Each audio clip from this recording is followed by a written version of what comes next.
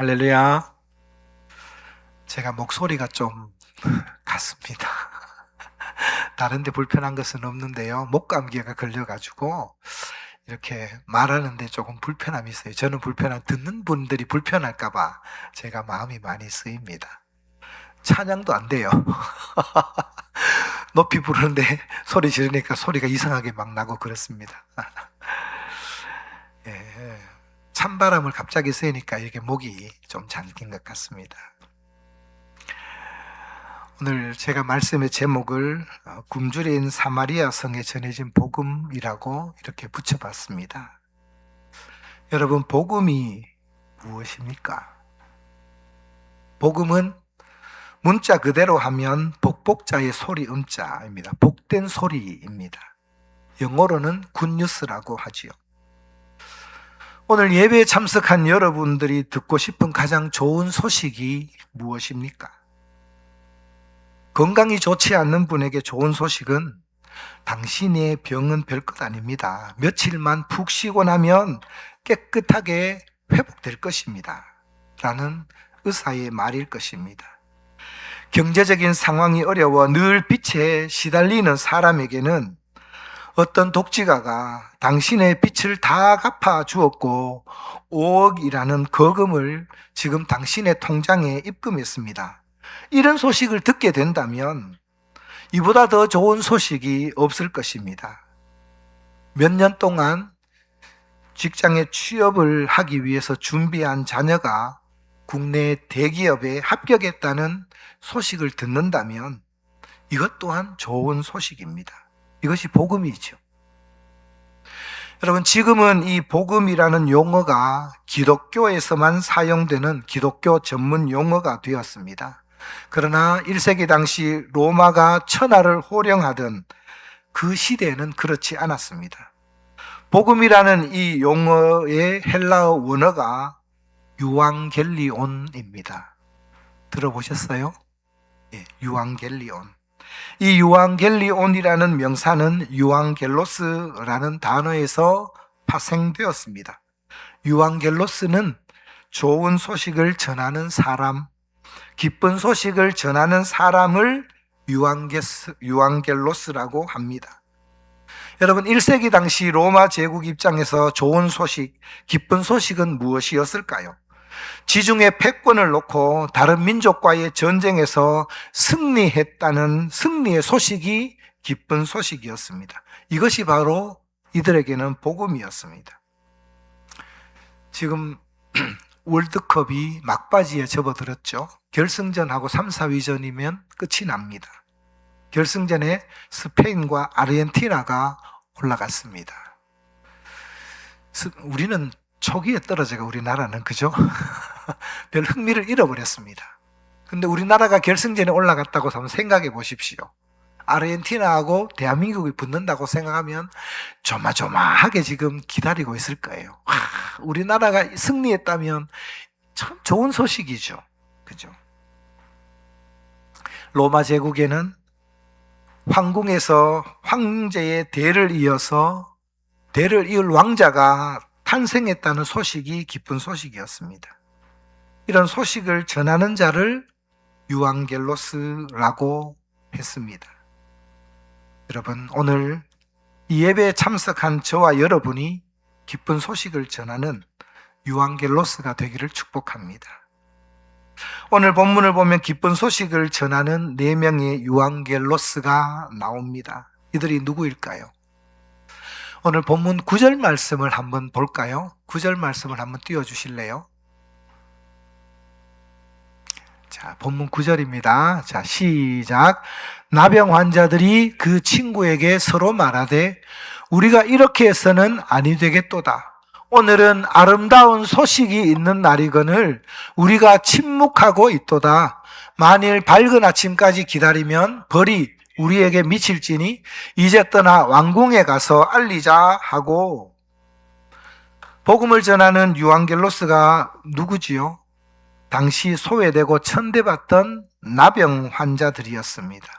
나병 환자가 뭐라고 말하고 있습니까? 오늘은 아름다운 소식이 있는 날이거늘. 여러분, 아름다운 소식은 어떻게 해야 되죠? 전해야 되죠. 전해야 됩니다. 혼자만 알고 있으면, 전하지 않으면 안 됩니다. 좋은 소식일수록 빨리 전해야 됩니다. 여러분, 좋은 소식을 내가 알고 있는데 전하지 않는다면 그건 역시 죄입니다. 나병 환자들도 이것을 잘 알고 있었습니다. 이들이 뭐라고 말합니까? 우리가 침묵하고 있도다. 만일 밝은 아침까지 기다리면 벌이 우리에게 미칠지니, 이렇게 말합니다. 그러니 이제 빨리 일어나서, 아침이 되기 전에 빨리 일어나서 이 소식을 왕궁에 전하자, 이렇게 말합니다. 여러분, 좋은 소식을 알고 있다면 기다려서는 안 돼요. 아침까지 기다려서는 안 됩니다. 날이 밝기 전에 빨리 가서 알리자라고 말합니다. 여러분, 이것이 좋은 소식을 전하는 자, 유앙겔로스의 자세입니다. 여러분, 나병 환자들이 전해야 할 좋은 소식이 무엇이었을까요? 날이 밝기 전에 빨리 달려가서 왕궁에 전해야 할, 이들이 전해야 할 복음이 무엇이었을까요? 오늘 우리가 읽은 본문은 열왕기하 7장 1절에서 17절까지의 말씀이었지만 사실 이 이야기는 6장 24절부터 시작됩니다. 6장 24절부터 7장 20절까지의 내용이 오늘 우리가 나눌 말씀입니다. 전체 내용을 간략하게 제가 소개해 드리겠습니다. 북이스라엘의 아합의 아들 여호람이 왕으로 있을 때입니다. 이때 이스라엘의 북쪽에 있던 아람 나라가 침공해 들어옵니다. 이 아람이 어디냐면 지금의 여러분 시리아라고 들어보셨죠? 얼마 전까지 내전이 굉장히 오래도록 있은 그 시리아가, 그 지역이 아람이 있던 지역입니다. 이 아람이 이스라엘을 침공합니다. 아람 왕 벤 하닷은 많은 군사를 동원해서 이스라엘의 수도인 사마리아 성을 아예 에워싸버립니다. 왜 이렇게 했을까요?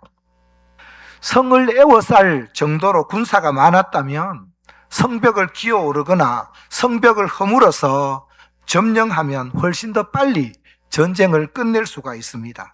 그런데 벤 하닷은 그렇게 하지 않았습니다. 왜 그렇게 하지 않았을까요? 열왕기상 16장 24절을 보면 이 사마리아는 산 꼭대기에 건설한 요새입니다. 그러므로 쉽게 공략할 수가 없었습니다.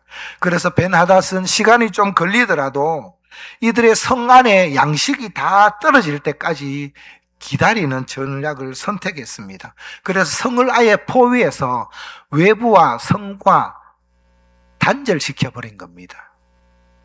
양식이 떨어지고 굶주림에 지치다 보면 성문을 열고 항복해 올 것이라고 생각한 것입니다. 이렇게 사마리아 성이 아람 군대에 의해서 둘러싸이고 고립되다 보니 어떤 일이 일어났을까요? 예상대로 양식이 점점 떨어집니다. 백성들은 굶주림이 심해지고 물가가 폭등하기 시작합니다. 이 물가는 상상을 초월할 만큼 치솟습니다. 6장 25절 말씀을 한번 볼까요? 자, 모니터에 있습니다. 6장 24절, 25절입니다. 함께 읽어봅시다. 시작. 아람 사람이 사마리아를 에워싸므로 성중이 크게 줄여서 나귀 머리 하나에 은 80세겔이요 비둘기 똥 4분의 1 값에 은 5세겔이라 하니. 나귀 머리 하나에 은 80세겔, 비둘기 똥 4분의 1 값이 은 5세겔이라고 기록하고 있습니다. 우리 입장에서 보면 도대체 이게 무슨 말이야? 물가가 얼마나 비싼지 감이 잡히지 않습니다. 그렇죠? 여러분, 고대 시대의 노예는, 사람의 노예는 재산이었습니다. 성인 남자 노예 가격이 대충 얼마였을까요? 출애굽기 21장에 보면 성인 남자의 노예 가격이 은 30세겔이라고 기록되어 있습니다. 은 30세겔. 예수님이 가룟 유다에 팔릴 때 얼마에 팔렸어요? 예, 은 30에 팔렸습니다. 은 30. 노예 가격인 거예요. 노예 가격.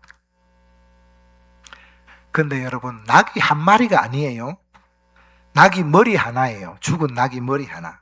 은 80세겔으로 거래되었다는 것은 무엇을 의미합니까? 갈비도 아니고 뒷다리도 아니에요. 머리는 먹을 것이 별로 없습니다. 더군다나 이 나귀는 부정한 동물입니다. 그러면 이 물가가 얼마나 많이 치솟았는지 대충 짐작이 가죠.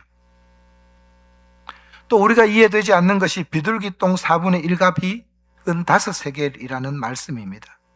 아무리 먹을 것이 없어도 그렇지 비둘기 똥을 어떻게 사 먹냐?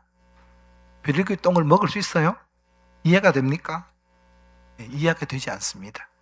비둘기 똥이라는 이 원어가 한해 요림입니다. 한해 요림. 비둘기라는 이름을 가진 선지자가 있어요. 혹시 여러분 누구일까요? 비둘기라는 이름 들어보셨어요? 요나가 비둘기라는 뜻입니다. 요나. 니누에로 가라 그랬는데 다시스로 도망친 요나. 요나의 이름의 뜻이 비둘기입니다. 요나의 복수형이 요림입니다. 그래서 한해 요림, 요림이 뭐냐? 똥, 배설물. 비둘기들의 똥이라는 그런 의미입니다. 그런데 여러분, 성경에 한해 요림이라는 이 단어는 여기 한 곳에 밖에 나오지 않습니다. 다른 데서는 이 단어가 나오지 않아요. 그래서 이 한해 요림이라는 비둘기 똥이라는 것이 정확하게 무엇을 의미하는지 알 수가 없습니다. 그래서 학자들 사이에는 의견이 분분합니다. 진짜 비둘기 똥이다. 아니야. 비둘기 똥으로 불리는 그런 국은 식물이나 콩과 식물의 별칭이었을 것이다. 이렇게 주장합니다. 아마 후자가 거의 맞을 겁니다. 이것이 실제 비둘기 똥이냐 아니냐는 그리 중요한 것이 아닙니다. 본문에서 강조하는 것은 당시 사마리아 성 안의 기근이 얼마나 극심했는지에 초점을 두고 있습니다. 이렇게 굶주림이 심하니 어떤 일이 벌어질까요? 여인이 자기 아들을 잡아먹는 끔찍한 일까지 발생합니다. 한 여인이 왕을 찾아와서 도움을 요청합니다. 그러자 왕이 뭐라고 대답합니까? 6장 27절에 보면 내가 무엇으로 너를 도우랴? 타작마당으로 말미암아 하겠느냐? 포도주 틀로 말미암아 하겠느냐? 지금 성 안의 백성이 다 굶주려 있는데 곡식이든 포도주든 내가 너를 도울 수 있는 것이 없다라는 그런 말씀입니다. 그러자 여인이 이렇게 얘기하죠. 내가 지금 도와달라는 것은 곡식이나 포도주를 달라는 것이 아닙니다. 나는 지금 가슴이 찢어지는 사연이 있습니다. 이웃집 여인이 찾아와서 우리가 지금 다 굶주려 있다.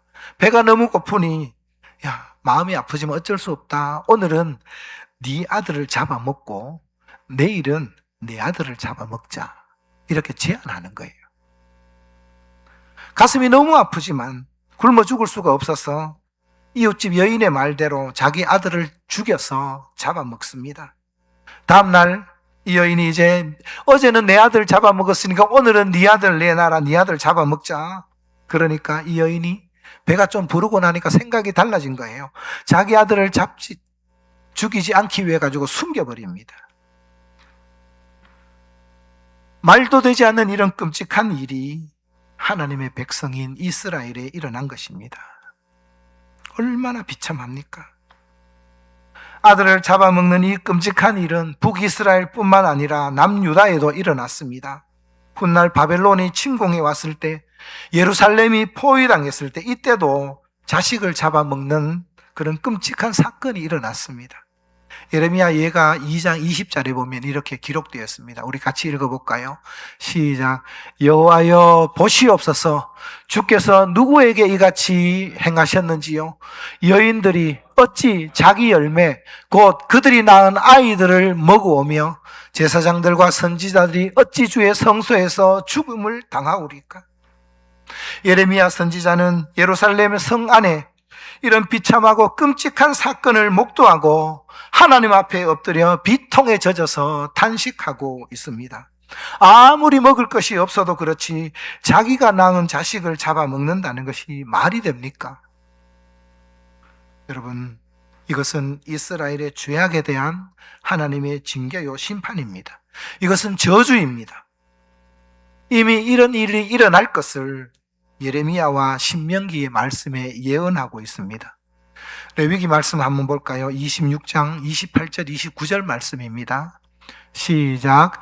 내가 진노로 너희에게 대항하되 너희의 죄로 말미암아 7배나 더 징벌하리니 너희가 아들의 살을 먹을 것이요 딸의 살을 먹을 것이며. 사마리아 성과 예루살렘이 포위당하여 먹을 것이 없자 자기가 낳은 자식을 잡아먹는 이 끔찍한 일은 하나님의 백성인 이스라엘과 유다에 돌이키지 않는 죄악에 대한 징벌이요 심판입니다. 하나님은 율법을 통해서 이미 이것을 경고했지만 이들은 죄악에서 떠나지 않았습니다. 유다와 이스라엘은 하나님의 백성으로 제사장 나라로 부름을 받았습니다. 제사장의 역할과 기능을 완전히 상실해버렸습니다. 늦게 배운 도둑이 날 새는 줄 모른다는 속담처럼 이스라엘과 유다가 가나안의 이 바알과 아세라 우상을 가나안 땅에 살던 원주민들보다 더 음란하게, 더 열정적으로 숭배했습니다. 그래서 자식을 잡아먹어야 하는 이런 비참한 일이 벌어진 것입니다. 여인의 이 말을 듣고 왕이 말문이 막힙니다. 자기의 겉옷을 찢습니다. 굵은 베옷을 갈아입습니다. 여러분, 자기 옷을 찢고 굵은 베옷을 입는 행위는 극한 슬픔과 하나님께 엎드려 참회할 때 행하는 그런 행위입니다. 그런데 여호람은 그렇지 않습니다. 이 비참한 슬픔과 분노를 엘리사에게 쏟아놓습니다. 31절 말씀을 한번 보십시오. 왕이 이르되 사바스의 아들 엘리사의 머리가 오늘 그 몸에 붙어 있으면 하나님이 내게 벌 위에 벌을 내리실지로다 하니라. 이것이 무슨 말입니까? 오늘 해지기 전에 내가 엘리사의 목을 쳐서 죽여버리겠다, 이 말입니다. 그 후에 엘리사에게 사자를 보내죠. 이런 급박한 상황에서 엘리사가 예언을 하는 것이 오늘 본문 1절 말씀입니다. 오늘 1절 말씀을 다시 한번 볼까요? 본문 1절입니다. 시작. 엘리사가 이르되 여호와의 말씀을 들을지어다. 여호와께서 이르되 내일 이맘때에 사마리아 성문에서 고운 밀가루 한 스아를 한 세겔로 매매하고 보리 두 스아를 한 세겔로 매매하리라 하셨느니라. 여러분, 지금 현실을 한번 보십시오. 이 사마리아 성은 아비규환입니다. 낙이 머리 하나에 80세겔이나 하고 먹을 것이 없어서 자기가 낳은 아들을 잡아먹는 그야말로 생지옥이 따로 없습니다. 이런 상황에 엘리사 선지자가 어떻게 예언을 합니까? 내일 이맘때가 되면 사마리아 성의 고운 밀가루 한 스아에 한 세겔로, 보리 두 스아를 한 세겔로 살 수 있다, 이렇게 예언한 거죠. 여러분, 이 한 스아는 3분의 1 에바로 약 7.3리터입니다. 우리가 생수를 살 때 2리터짜리를 생각하면 대충 양이 어느 정도인지 짐작이 되겠죠. 한 스아가 7.3리터입니다. 이 한 스야에 보리는 한 15리터 정도 구매할 수 있습니다. 천정부지로 치솟던 물가가 딱 하루 만에 정상적으로 돌아온다고 예언한 것입니다. 여러분, 이 말이 믿어집니까? 여러분이 그 성에 있다고 생각해 보십시오. 믿어지겠어요? 말도 되지 않습니다. 불가능합니다. 엘리사의 이 말을 들은 여호람의 신하 중 한 사람이 뭐라고 대꾸합니까? 2절을 보십시오. 자, 그때 왕이 그의 손에 의지하는 자 곧 한 장관이 하나님의 사람에게 대답하여 이르되 여호와께서 하늘에 창을 내신들 어찌 이런 일이 있으리요 하더라. 못 믿겠다는 거죠. 그 일은 불가능하다는 말입니다. 그때 엘리사가 대답하죠. 네가 네 눈으로 직접 보리라. 그러나 그것을 너는 먹지 못할 것이다. 이렇게 말씀합니다. 여러분, 고운 밀가루 한 스아를 한 세겔로 매매하고 보리 두 스아를 한 세겔로 매매할 것이라고 한 것은 엘리사가 한 말이 아니죠. 이 말은 누가 한 말입니까? 여호와의 말씀을 들을지어다. 여호와께서 이르시되, 만군의 여호와 하나님, 전능하신 하나님께서 하신 말씀입니다. 하나님이 하신 이 말씀을 엘리사가 대언한 것입니다. 우리가 생각하기에는 말도 되지 않지만 여러분, 하나님이 행하시면 못하실 일이 없습니다. 여러분, 우리는 우리의 경험과 우리의 지식과 우리의 생각을 뛰어넘는 것들을 잘 믿으려 하지 않아요. 그렇지 않나요? 그런데 여러분, 이것을 하나님의 말씀이라면, 얼토당토 않는 이 말씀이라면 믿는 것이, 이것이 믿음입니다. 이 믿음을 소유하는 저와 여러분 되기를 축복합니다. 여러분, 믿는 사람은 기적을 보고 누리지만 믿지 않으면 보기는 보아도 누리지 못합니다. 하나님이 어떤 방법으로 이 일이 가능하게 하셨을까요? 앞에서 잠깐 언급했듯이 사마리아 성문 어귀에 4명의 나병 환자가 있었습니다. 나병은 부정한 병이기에 성읍 안에서 백성들과 함께 살지 못합니다. 성 밖으로 쫓겨난 채 격리된 삶을 살아야 했습니다. 성 안의 백성들이 다 굶주려 있으니 이들 역시 굶어 죽기 일보 직전입니다. 나병 환자들은 결단합니다. 사마리아 성 안으로 들어가 봤자 먹을 것이 없기 때문에 어차피 죽는다. 아람 진영에 가서 우리가 항복하자. 아람 군인들이 칼로 우리를 죽이면 우리가 죽을 것이고 그들이 살려주면 우리가 살 것이다. 칼에 죽으나 굶어 죽으나 내 마찬가지다. 이렇게 여긴 것입니다. 그래서 이들은 해가 질 무렵에 일어나 아람 군대의 진영으로 가서 가기 시작하죠. 근데 도착해 보니 놀라운 일이 일어났습니다. 아람 진영의 그 많은 장막에 단 한 명의 군사도 없이 다 사라지고 없었습니다. 여러분, 어떻게 이런 일이 일어났을까요? 여호와 하나님께서 개입하셔서 일하신 것입니다. 아람 군대의 진영에 병거 소리, 말소리, 큰 군대의 소리가 들리게 하므로 군사들이 겁을 먹고 다 도망치고 만 것입니다. 병거 소리와 말소리와 군대의 함성의 이 소리가 얼마나 크게 들렸던지 이들은 어떻게 생각을 했느냐 하면 이스라엘 왕이 헷 사람과 애굽의 왕들에게 돈을 주고 많은 용병을 고용해서 자신들을 치게 했다고 이렇게 착각을 일으키게 한 것입니다.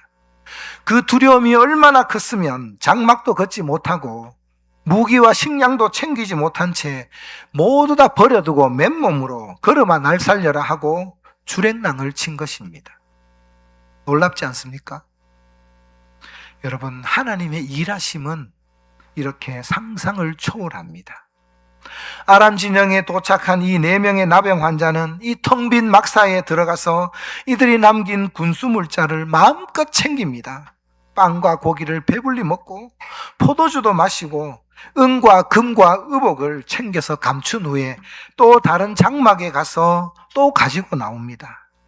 한참 동안 정신없이 이렇게 챙기다가 갑자기 정신이 번쩍 듭니다.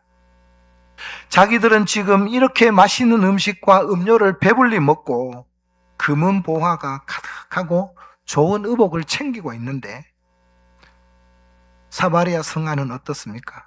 먹을 것이 없어서 굶주림에 자식을 잡아 먹어야 하는 그 비참하고 끔찍한 지경에 있었던 것입니다. 이것이 생각난 것이죠. 그래서 이 소식을 전하기 위해 날이 새기도 전에 길을 나선 것입니다. 우리를 위협하던 적군이 물러갔습니다. 여기에는 먹을 양식이 풍족합니다. 여기에 오면 살 수 있습니다. 여러분, 이것이 사마리아 성안 사람에게 가장 좋은 소식이요 복음입니다. 지금 이 4명의 나병 환자는 이 소식을 전하기 위해 사마리아 성을 향해 뛰어갔고 이 소식을 전하게 됩니다. 사마리아 성의 많은 사람이 이 소식을 듣고 아람의 진지를 향해 뛰어옵니다. 여러분, 이 4명의 나병 환자처럼 우리에게도 사명이 있습니다. 여러분, 여러분에게 있어서 복음이 무엇입니까? 우리 교회가 전해야 한 복음이 무엇일까요? 복음은 예수를 믿고 죽어서 천국 가는 것입니다. 근데 여러분, 이것이 복음이 전부가 아니에요. 물론 예수 믿고 죽어서 천국 가는 것, 이것이 가장 중요하고 근본적인 복음임에는 틀림이 없습니다. 그러나 여러분, 복음은 우리가 죽기 전에 이 땅에서도 이 복음을, 이 천국을 누려야 되는 것입니다. 예수님이 이 땅에 오셔서 복음을 전하셨어요. 예수님이 어떤 복음을 전하셨을까요? 너희들 나를 믿어라. 그러면 너희들 죽으면 저 영원한 천국에 들어갈 수 있단다. 이렇게 복음을 전하셨을까요? 아니에요.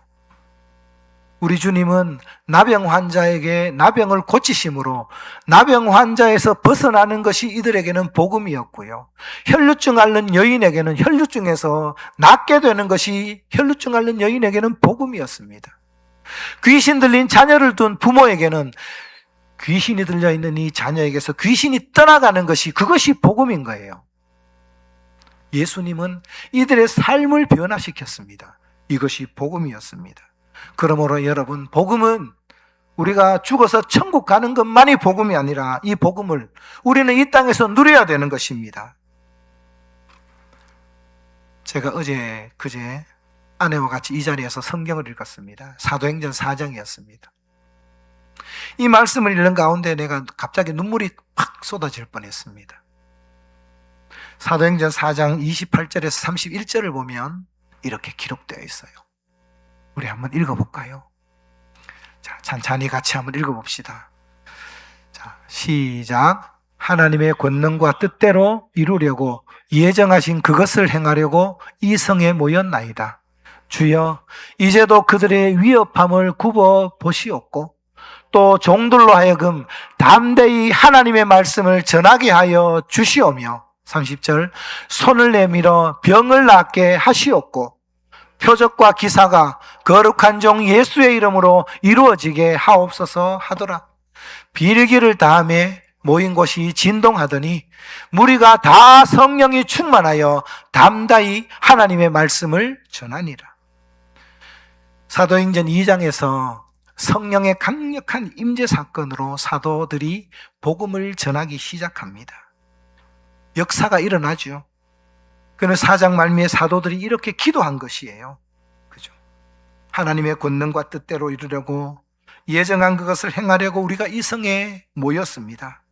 주여, 이제도 그들의 그 위협함을 굽어보시옵고 종들로 하여금 담대히 하나님의 말씀을 전하게 하여 주십시오. 우리가 복음을 전해야 됩니다. 담대히 복음을 전해야 됩니다. 그런데 이 복음이 거기서 그쳐서는 안 되죠. 30절에 보십시오. 그 다음에 손을 내밀어 병을 낫게 하시옵고 표적과 기사가 거룩한 종 예수의 이름으로 이루어지게 하옵소서. 여러분, 사도들은 말로 예수님이 십자가에 못 박혀 죽어주심으로 말미암아 우리를 구원하셨고 우리를 천국으로 인도하는 길을 열어주셨습니다. 이것만 전하지 않았습니다. 손을 내밀어 병을 낫게 했습니다. 여러분, 복음은 말에 있는 것이 아니라 능력에 있습니다. 이 세상 사람들이 예수님을 믿어서 구원받으십시오라고 우리가 전하면 그래요, 당신 많이 믿고 구원 얻으십시오. 이들은 다 삶의 문제에 찌들려 살아가고 있는 자들이 얼마나 많은지 모릅니다. 근데 여러분, 복음의 능력은 그것을 해결해 줘야 되는 거예요. 여러분, 이들이 이렇게 기도하자 31절에 보면은 모인 곳이 진동했다 이렇게 말씀하고 있습니다. 여러분, 이 모인 곳이 진동했다라는 것은 하나님께서 이들의 기도를 들었다라는 하나님의 응답의 증표입니다. 복음은 예수 그리스도의 십자가의 대속의 죽음과 부활입니다. 그런데 이 복음의 능력과 권세가 21세기인 오늘날에도 여전히 유효합니다. 그리고 오늘날에도 여전히 역사하고 있습니다. 그러므로 여러분, 우리는 이 복음의 능력을 보여줘야 됩니다. 무엇으로 보여줘야 될까요?